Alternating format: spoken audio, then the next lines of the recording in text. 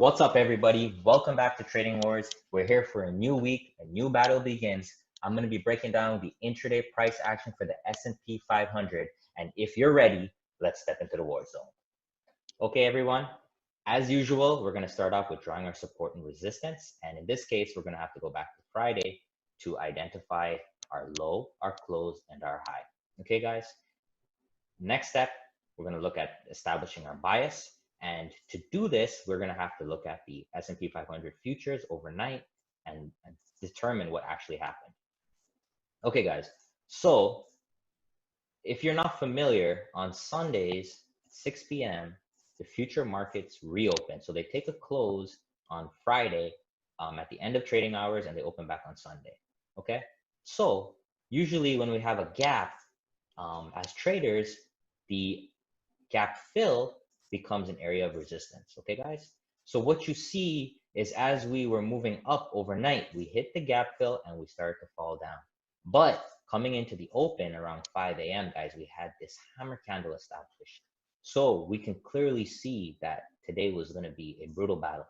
We had the shorts playing for their gap fill, and we had the longs playing with their nice higher low hammer setup. And obviously, guys, looking back at the chart, the longs won today. And this is why it's so critical to establish your bias. And to be honest, on today, both sides had an argument for the direction. But in this case, guys, the bulls fully took control of this market, and we have something known as a feedback loop squeeze, a capitulation, where the shorts tried multiple times, and eventually by the end of the day, they threw in the towel, and we get this big explosion. Okay, guys? So what are the actual setups? So the long setup is a hammer candle right at the low of the day. And I wanted to point this out, guys, because I talked about this in my beginner series yesterday about the importance of hammer candles and these wicks. So the long setup was right off of the open. We had this long wick showing that some shorts were trapped who were trying to short. You would have had an entry above the high, stop below the low, guys. And if you held on to this to the end of the day, you would have easily made 6R. And you could have done that in multiple ways. You could have trailed Fibonacci levels. You could have set your stop to break even. It depends on your system, guys. And at the very high of the day, we could have made 7R. I'm going to be conservative and say the long should have at least gotten 6R today. We had our Fibonacci setups, guys. Let me draw that up real quick for you so we can see.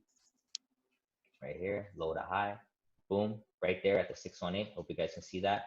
And we take it to the extension. Look at that, guys. Exactly at the extension, 0.618. So 618 to 618. It's clockwork sometimes, guys. But if your bias was wrong today and you were short, you definitely would have lost. And a lot of short players played this gap and played this double top and had to take a loser today. And that's okay, guys. Some days you're going to lose. Some days you're going to win. But at the end of the week, like I show each and every week, you still come up with a positive expectancy and a positive P&L. All right, guys. So showed you the targets for the longs, for the shorts. We would have probably entered somewhere over here, guys, right at previous resistance. Friday's low, taking some entry here, double top, hammer candle, whatever it is, but you would have lost. And that would have been it for the day for the shorts, okay?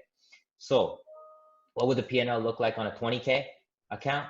With long guys risking 1 to 2% of your account, that's easily $2,400 today. And the short, you take your 1R, you take your minus 400, and you come back tomorrow, okay? So then I want to quickly look at what the outlook for tomorrow is going to look like. Well, guys, to be honest with you, it looks like the bulls have put in a temporary new low. This could end up being the low of the week. We don't know yet, but they're definitely putting in some strength. So we're going to have to see what happens overnight to really make a decision on how we need to trade tomorrow. But definitely the bulls are in control for now. So we'll see what the overnight intraday price action is. All right, guys. Also, guys, check me out on Twitter. I post live entries each and every day. Please comment, like, subscribe. Let me know if you have any questions on the video. And I hope you enjoy the rest of your day. All right, take care.